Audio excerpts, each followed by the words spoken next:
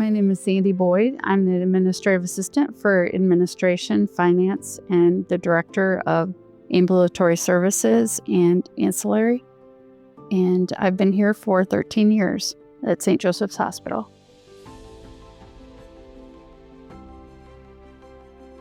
I was first diagnosed in September of 2022.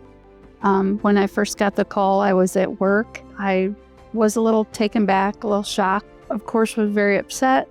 And when I went out into the hallway, my coworkers knew that I'd gotten a call, and because I was waiting on it, and everybody joined me. And one of my coworkers asked if we could pray together, which was very comforting to know that I had somebody to depend on and to be there in my time of need.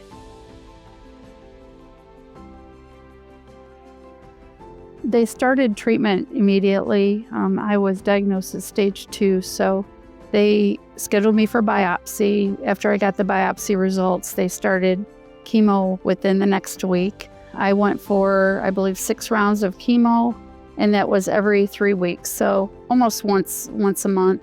I was going to Ruby for chemo treatments at the WVU Cancer Center. After that was my surgery, which the chemo took almost a year, when you space out that time. And then I had breast cancer surgery. I had, after surgery, I had a lumpectomy and reconstruction on both breasts. And then after that, I started radiation at UHC, and I had about 16 rounds of radiation after the chemo treatments and surgery. After that, I was considered cancer-free.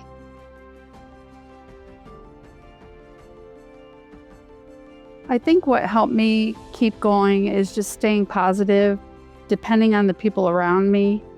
Some people think that it's a journey that you have to take on your own or, be private about, but everybody that was around me knew what I was going through. They supported me. I tried keeping my life as normal as possible. I still came to work. The days I couldn't work, I, stayed at home, had a laptop, but I still tried to keep my life as normal as possible and didn't want cancer to define how my life should be. It wasn't doom and gloom for me. I just thought I had another appointment to go to. But just staying positive and, leaning on people when you need to lean on them.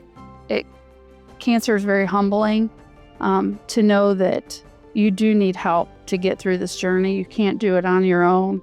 Depend on your friends, depend on your family, depend on your church. I knew I had people praying for me. One of the great things of St. Joseph's is that we have a prayer chapel service on Wednesdays. And, I attended that faithfully, and I knew my friends were praying with me and for me. That gave me strength and more power to fight through this.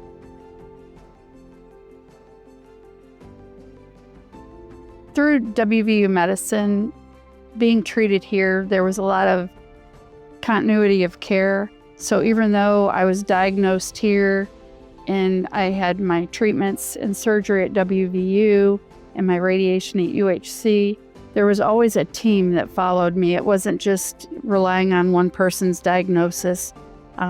There's a team that supports you. Whenever I had questions, I could ask a question through my chart or pick up the phone and call somebody, and there was always somebody to answer my questions. So I really felt like I wasn't alone. So it really kept me positive, but always know that there's so much help out there. There's so much research for this type of cancer that you're not alone.